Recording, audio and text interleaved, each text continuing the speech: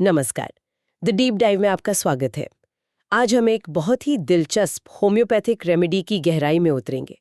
ये रेमेडी खास तौर पर बच्चों के केसेस में और क्लिनिकल प्रैक्टिस में रोजमर्रा बहुत काम आती है। बिल्कुल। आज की हमारी चर्चा का केंद्र है सिना मेरिटिमा, जिसे आम भाषा में वर्म सीड भी कहते हैं, और ये कंपोजिटिव फैमिली से है। और इस पूरी चर्चा के लिए हमारी सारी जानकारी एलन्स कीनोट से ली गई है। तो चलिए इस रेमेडी के सबसे जरूरी पहलुओं को समझते हैं, जो एग्जाम्स और प्रैक्टिस दोनों के लिए बहुत जरूरी हैं। शुरुआत करते हैं इसकी पहचान से, यानी इसका मेंटल पिक्चर कैसा होता है। चलिए इसे परत दर परत समझते हैं। एलन्स कीनोट्स के हिसाब से सिना का बच्चा कैसा होता है। सबसे पहली और सबसे स्ट्राइकिंग बात जो दिमाग में आती है वो है इसका चिड़चिड़ापन। ये बच्चे बहुत ज्यादा क्रॉस, इरिटेबल और इल ह्यूमर्ड होते हैं। और ये चिड़चिड़ापन बहुत खास तरह का होता है। इसे समझना बहुत जरूरी है। बच्चा लगातार चाहता है कि उसे गोद में उठाया जाए, उसे कैरी किया जाए, लेकिन पैराडॉक्स ये है कि गोद में उठाने पर भी उसे आराम नहीं मिलता है। वो रोता रहता है, उसे कोई रिलीफ ही नहीं मिलता। तो मतलब बच्चे के लिए कुछ भी संतोषजनक नहीं है। उसे जो चाहिए वो भी उसे शांति नहीं देता। ये तो एक बहुत ही गहरी बेचैनी, एक डीप डिससैटिस्फैक्शन का संकेत है। एग्जैक्टली। और इसी डिससैटिस्फैक्शन का एक और बहुत बड़ा लक्षण है, जिसे एलन्स कीनोट्स में हाईलाइट किया गया है। बच्चा बहुत सारी चीजें मांगता है, खिलौने, खाने की चीजें, कुछ भी, लेकिन जैसी उसे वो चीज दी जाती है उसे गुस्से में फेंक देता है या लेने से मना कर देता है। ये तो प्रैक्टिस में बहुत कॉमनली देखने को मिलता है। इस लक्षण को दूसरी रेमेडी से कैसे डिफरेंशिएट करें? जैसे चैमोमिला में भी तो ऐसा होता है। बहुत अच्छा सवाल है। यही वो न्यूआंसेस हैं जो सही प्रिस्क्रिप्शन के लिए जरूरी हैं। देखिए, चैमोमिला का बच्चा भी बहुत चिड़चिड़ा होता है और गोद में घूमना चाहता है, लेकिन अ की डिफरेंस इज कि गोद में उठाने और घुमाने से चैमोमिला का बच्चा शांत हो जाता है। अच्छा। सिना का बच्चा गोद में उठाने पर भी रोता है और चिड़चिड़ाता रहता है। उसे टच किया जाना, यहाँ तक कि प्यार से दुलार करना, कैरेसेस भी पसंद नहीं आता। वो किसी को अपने पास नहीं आने देना चाहता। अच्छा, ये तो बहुत क्लियर डिफरेंशिएटर है। एलन्स कीनोट्स में एक और छोटी सी बात लिखी है कि ये डार्क हेयर वाले बच्चों को ज्यादा सूट करती है। हाँ, ये एक ऑब्जर्वेशन है जो पुराने मास्टर्स ने नोट की है। हालांकि ये डिसाइडिंग फैक्टर नहीं है, लेकिन बाकी लक्षणों के साथ मिलकर ये हमारे कॉन्फिडेंस को जरूर बढ़ाता है। ठीक है, तो ये तो हुई मन की बात, लेकिन जो बात मुझे सबसे दिलचस्प लगती है वो ये है कि ये दिमागी हालत शरीर पर कैसे उतर आती है। एलन्स कीनोट्स में एक बड़ा मजेदार शब्द इस्तेमाल हुआ है, कैनाइन हंगर। इसका क्या मतलब है? कैनाइन हंगर का मतलब है जानवरों जैसी तेज भूख। बच्चे को बहुत तेज भूख लगती है। पेट भर खाना खाने के थोड़ी देर बाद ही उसे फिर से भूख लग जाती है। वो मतलब भूखा ही रहता है हर समय। इसके साथ साथ उसे मीठा और अलग अलग तरह की चीजें खाने की बहुत इच्छा, मतलब क्रेविंग होती है। ये तो बड़ा विरोधाभासी है। एक तरफ जानवरों जैसी भूख और दूसरी तरफ एलन्स कीनोट्स में ये भी लिखा है कि बच्चा माँ का दूध पीने से भी इनकार कर देता है। इसका क्या मतलब निकाला जाए? क्या ये सिर्फ पेट की भूख है या कोई दिमागी बेचैनी है जो खाने में दिख रही है? ये बिल्कुल वही पॉइंट है।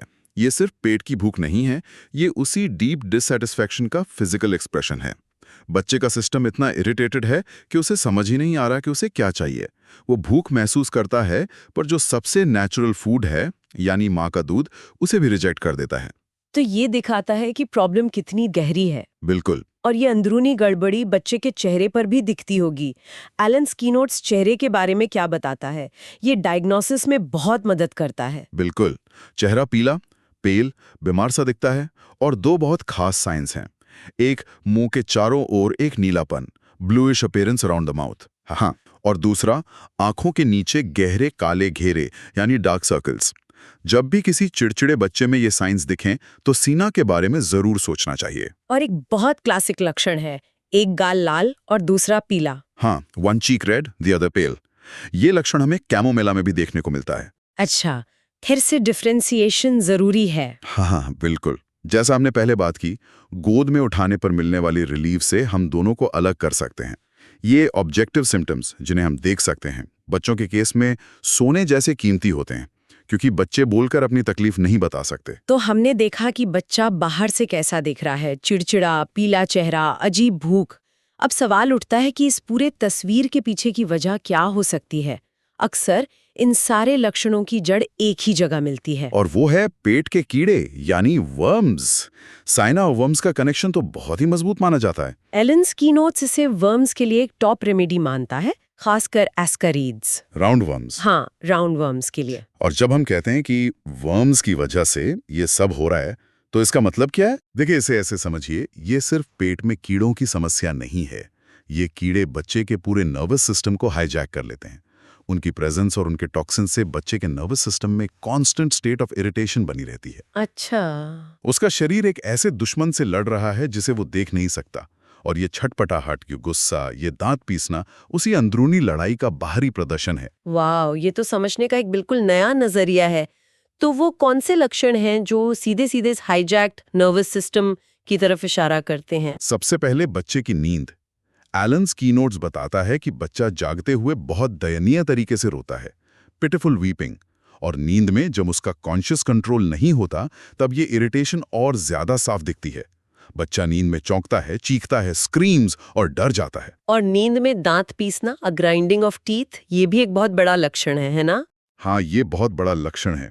दांत पीसना एक इनवॉलंटरी एक्शन है जो दिखाता है कि नर्वस इरिटेशन का लेवल कितना हाई है। एलन कीनोट्स यहाँ इसकी तुलना सिक्यूटा और स्पिगीलिया से करता है, जिनमें भी ये लक्षण प्रमुखता से मिलता है। ये सब लक्षण, रोना, चीखना, दांत पीसना, ये सब उसी अंदरूनी तूफान के संकेत हैं। नाक के लक्षणों के बारे में भी एलन कीनोट्स में कुछ खास बताया गया है? बिल्कुल। बच्चा लगातार अपनी नाक में उंगली डालता है या उसे खुजलाता रहता है। इसे boring and digging at the nose कहा गया है। हाँ। कभी कभी तो बच्चा तकिए पे या नर्स के कंधे पर अपनी नाक रगड़ता है। ये एक बहुत ही विश्वसनीय और पक्का लक्षण माना जाता है।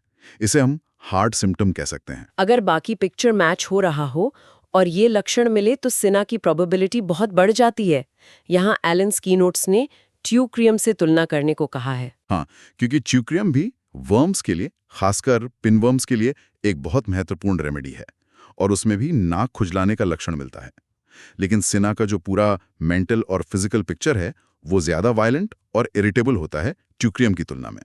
अच्छा, तो मतलब ये इरिटेशन सिर्फ पेट या नर्वस सिस्टम तक ही नहीं रहती, क्या ये शरीर के दूसरे हिस्सों जैसे यूरिनरी या रेस्पिरेटरी सिस्टम पर भी असर डालती है? बिल्कुल, ये इरिटेशन पूरे शरीर में फैलती है।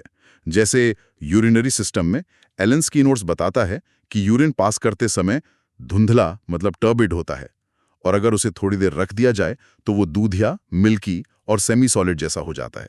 ओके। इसके अलावा इनवॉलंटरी यूरिनेशन यानी अनजाने में यूरिन निकल जाना भी मिलता है, जो फिर से नर्वस इरिटेशन और ब्लैडर कंट्रोल की तरफ इशारा करता है। और रेस्पिरेटरी सिस्टम में खांसी के बारे में क्या? इसकी खांसी कैसी होती है? इसकी खांसी सूखी, ड्राई और स्पैस्मोडिक होती है, मतलब दौरे की तरह आती है। खांसी के साथ अक्सर छींकें भी आती हैं, खासतौर पर सुबह के समय। खांसी के साथ दम घुटने, गैगिंग जैसा महसूस होता है। अच्छा। एलन कीनोट्स एक और जरूरी बात बताता है कि ये खांसी पीरियोडिक होती है, यानी समय समय पर लौट कर आती है, खासकर वसंत, स्प्रिंग और पतझड़, फॉल के मौसम में। एलन कीनोट्स में एक बहुत खास लाइन है जो मुझे हमेशा याद रहती है। Child is afraid to speak or move for fear of bringing on a paroxysm of coughing. ये लाइन सिना की खांसी की पूरी कहानी कह देती है। यहाँ एक जरूरी सवाल उठता है कि बच्चा हिलने या बोलने से क्यों डरता है। ये सिर्फ एक फिजिकल लक्षण नहीं है, ये एक सीखा हुआ डर, अ लर्न्ड फियर। सीखा हुआ डर? हाँ, बच्चे ने अनुभव से ये जान लिया है कि जरा सी भी मूवमेंट या बोलने की कोशिश उसे खांसी के एक भयानक और दर्दनाक दौरे में धकेल देगी, तो वो खुद को एक तरह से फ्रीज कर लेता है। ये दिखाता है कि बीमारी ने उसे शारीरिक ही नहीं, मानसिक तौर पर भी कितना डरा दिया है। ये मोडालिटी तो हमें ब्रायोनिया की याद दिलाती है, जहां हर मूवमेंट से तकलीफ बढ़ती है। करेक्ट। एलन कीनोट्स ने तुलना में इसका जिक्र भी किया है, लेकिन ब्रायोनिया में ये मोडालिटी जनरल होती है, मतलब शरीर के हर दर्द पर लागू होती है। सिना में ये खास तौर पर खांसी के लिए देखी जाती है। बच्चे में एक तरह का डर, एन एप्रीहेंशन ऑफ कॉफ, बैठ गया है। ये तो बहुत गहरी समझ है। आखिर में बात करते हैं रिलेशंस की, जो प्रैक्टिस के लिए बहुत इंपॉर्टेंट सेक्शन होता है।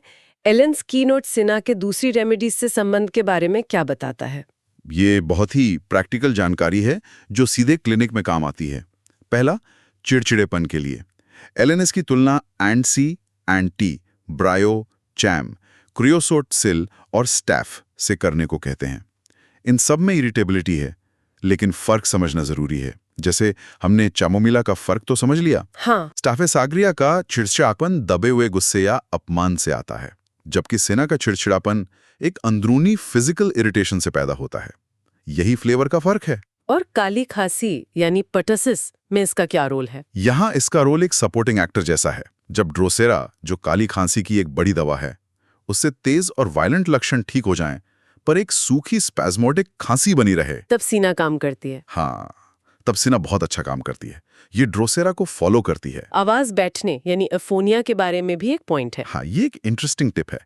ठंड लगने से अगर आवाज चली जाए और एकोनाइड, फॉस्फोरस, स्पॉन्जिया जैसी वेल सिलेक्टेड दवाइयां भी फेल हो जाएं, तो सिन्हा ने केसेस ठीक किए हैं। ये दिखाता है कि हमें कभी-कभी आउट ऑफ द बॉक्स सोचना पड़ता है। और एक खास बात जो एपिडेमिक रेमेडी के बारे में लिखी है, उसका क्या मतलब है? ये बहुत ही फैसिनेटिंग कॉन्सेप्ट है।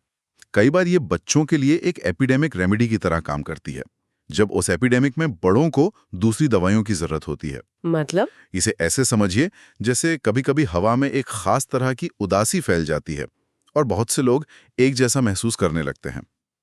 वैसे ही हो सकता है किसी खास समय में बच्चों के एक ग्रुप में एक सीना जैसी बेचैनी और चिड़चिड़ाहट की लहर फैल जाए, चाहे इन्फेक्शन कोई भी हो, खांसी का हो या पेट का। दवा व्यक्ति के लिए नहीं, उस स्टेट के लिए होती है जो उस समूह में आम हो गई है। और सबसे जरूरी क्लिनिकल टिप, अगर वर्म्स के केस में सीना के सारे लक्षण मिलने पर भी वो काम ना करे तो क्या करें? तब हमें सेंटोनिमम के बारे में सोचना चाहिए, जो कि सीना का ही एक्टिव प्रिंसिपल है। एलन स्कीनोट्स साफ-साफ ये बताता है, जो प्रैक्टिस के लिए एक बहुत ही महत्वपूर्ण गाइडलाइन है। अच्छा, कभी-कभी इंडिकेटेड रेमेडी फेल करती है, शायद पोटेंसी सही नहीं होती या मरीज की ससेप्टिबिलिटी कम होती है। ऐसे में उसके एक्टिव प्रिंसिपल या रिलेटेड रेमेडी के बारे में सोचना पड़ता है। सेंटोनाइनम अक्सर उन केसेस को सॉल्व कर देता है जहां सिना फेल हो जाती है। तो आज हमने एलन स्कीनोट्स के आधार पर सिना मैरिटामा की कहानी को समझा। एक बेहद चिड़चिड़ा बच्चा जिसे छुआ जाना पसंद नहीं, जो चीजें मांग कर फेंक देता है, और इस चिड़चिड़ापन के पीछे की वजह है एक अंदरूनी दुश्मन, पेट के कीड़े, जो उसके पूरे नर्वस सिस्टम को परेशान करके रखते हैं, जो उसकी भूख, उसके चेहरे, उसकी नींद और उसकी खांसी हर चीज में झलकता है। बिल्कुल। एक विचार जो यहां छोड़कर जाना चाहूंगा, एलन स्कीनोट्स कहता है कि सिना बच्चों के लिए एक एपिडेमिक रेमेडी है। इसका गहरा मतलब क्या हो सकता है? क्या इसका मतलब सिर्फ इतना है कि किसी मौसम में वर्म्स या खांसी का इन्फेक्शन फैलता है, या इसका मतलब ये है कि किसी खास समय में, चाहे वो एग्जाम का स्ट्रेस हो या कोई और सामाजिक दबाव, बहुत सारे बच्चों में एक जैसी सिना स्टेट वाली मानसिक और शारीरिक बेचैनी और चिड़चिड़ापन देखने को मिल सकता है, चाहे उसका बाहरी कारण कुछ भी हो? इस पर सोचिएगा जरूर।